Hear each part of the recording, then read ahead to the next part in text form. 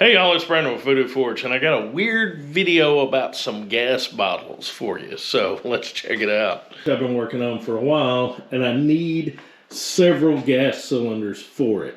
So I grabbed these four from the place where I get scrap gas cylinders from. For those of you who don't know how these things work, gas cylinders travel. And where I get my gas cylinders from deals with one particular company, which is located or headquartered in Nashville, Tennessee. Well, sometimes people slip bottles in from other places that they can't fill, and they just end up stuck with them. They become scrap, and they become my material for lots of things. These bottles are for another armor project, so I was pretty tickled when I looked at these three over here, and all of them say that they are made in the good old US of A. Made in the USA. It's hard to read on this one. It's easier to read on this one. Easier to read on this one. Now I just kind of glanced at the fourth one here. I didn't see that it said made in the USA, so I just didn't worry about it. Now when I was looking at the cap, I noticed it was really old and it was labeled, which is not super common. But what really made me do a double take of it was this valve right here. That is an old valve. I've never seen a valve like that on one of these cylinders before. This is what these valves normally look like. Not that. So that is when I got to looking at this tank. The Linde Air Products Company. This is a rig. This is an old company. It's an old German company. Germany is where they started. The first inspection date that I saw on here was 1984. I mean, the last inspection date. This is the first thing I saw, but 1984 is the newest date I could find on here. Well, wait a minute, hold on. There's a 15. Yeah, there's a 15. So, and there's a LAP company. Anyway, you can follow some of these markings and discover some neat things about the bottles. But I knew this was a super old bottle, way older than 84. Now I want to talk to you for a minute about Linde Gas. Linde, like I said, it started out as a German company. I think their headquarters is in Ireland now. They're multinational. They're everywhere, you know. But anyway, it was started by Carl von Linde, who was a pioneer in early gas cylinder technology. So he started processes for air separation and gas liquefaction. These things were instrumental in refrigeration and also in the gases that we commonly use in the welding industry and things today. And of course, refrigeration, any kind of gases. He was instrumental. He was one of the pioneers. He was born in the 1840s. He died in 1934, and just a brilliant man who started the Linde Corporation in Germany, and then they had some plants in Buffalo, New York, where they did air separation. So 1917 came along, and the Lusitania and the Germans got unpopular in America, and the Buffalo plant was seized and turned over to Union Carbide because they're a great bunch that never screws anything up. And so that temporarily shut down their operations in the U.S. So moving forward, in 1933, in Germany, politics kind of changed. There were some new guys in town who had some zany ideas. And what's really crazy is I have had to look up how I can refer to this because of YouTube's rules. But let's say some guys came to power. The guy in charge, his initials were H. And from 1933 to 1945, they made that part of the world a very uncomfortable place. So stupid, I can't just say things. A lot of German companies, because of either politics or geography, really cooperated with this new power that came to be. And, Hugo Boss, BMW, and Lindy Gas. Without the Lindy Gas Company, they never could have got the V2 rockets off the ground.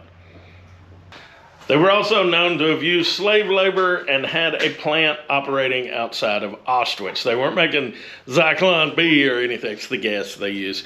They weren't making that or anything, but they were, I don't know, man. They were doing something.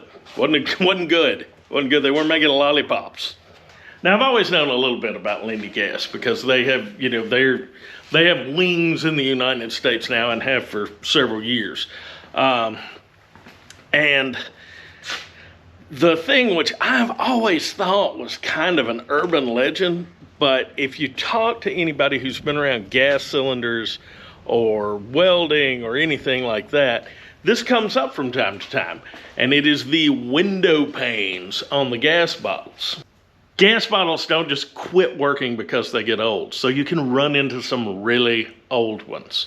Now, what the story I have always heard and found 100 unsubstantiated places online about the window pane marking on gas cylinders was there was a certain symbol that I can't call the name of that these people who were in charge of Germany from 1933 to 1945, their little symbol. They took it from the Hindus or somebody anyway, and this symbol, and they put it on everything that went through Germany during that time period. Got one of those symbols that can't be named because it will corrupt your soul. Like that symbol. This is sort of like that symbol, but the window panes look like this, which is a way that you might overstamp that previous symbol that I didn't show you and haven't said the name of, the way you could overstamp it and make it go away by putting the window panes out there. I know the window pane emblem has been used as a symbol of ownership of another company that is a subsidiary of Lindy Gas in recent years. So you'll run across bottles made in the 70s that have them on there, and it's clearly not an overstamp, and it's actually listed as their symbol of ownership. But the word on the street, the legend has it that this is because of the overstamps to normalize it, so people wouldn't know there were those crazy symbols on the bottles. Well, I want to show you what's on this old Lindy bottle. Let me get it spun around here. So the first date I can find on here is 2/41. That would be February of 1941, which falls between 1933 and 1945 for those of you who are keeping up. And that is a window pane right there. Next inspection date's 46 with a plus. That means that you can put 10% more pressure in there. And then if you look, it goes down in very nice order. Every 5 years, the inspection dates. Now, this all is going into whimsical theory at this point. The collar on this bottle is in English. I looked and tried to research, and I couldn't find anything about the collars being in English for the Lindy bottles that were produced in Germany between 1933 and 1945. But these collars can be changed out, and the fact that this company survived after the war and has thrived and grown and is one of the largest suppliers, if not the largest supplier, of industrial gases in the world at this point, it very well could have been changed. It could have had something else. It could have been like, you know, Wiener Fischer Fischerfire, Lindy gases on it. I don't know. I don't really speak German. Another thing that makes me really think that this bottle stayed in Germany at least for several years after the war is this is just all very nice and neat. If you ever look at these bottles much, the stamping and everything is really pretty hodgepodge.